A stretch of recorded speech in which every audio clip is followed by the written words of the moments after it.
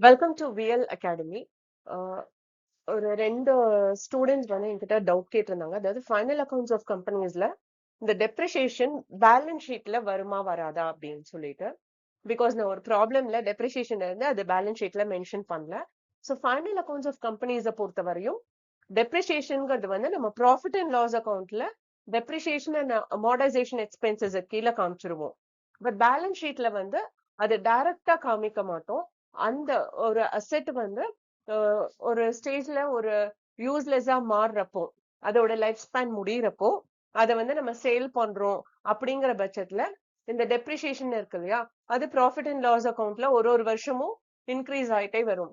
அது அத்தனையும் சேர்த்து இந்த கரண்ட் வேல்யூ ஆஃப் அசெட் இருக்குல்ல, அது அத்தனையும் சேர்த்து இந்த ஒரிஜினல் வேல்யூல இருந்து அந்த வேல்யூவை லெஸ் பண்ணிட்டு அதுக்கப்புறம் எவ்வளவு வேல்யூன்னு பார்த்து அது ப்ராஃபிட்டா லாஸாங்கிறது தான் கண்டுபிடிப்பாங்க. ஸோ ஒரு வருஷமும் டெப்ரிசியேஷன்ங்கிறது பேலன்ஸ் ஷீட்ல வராது.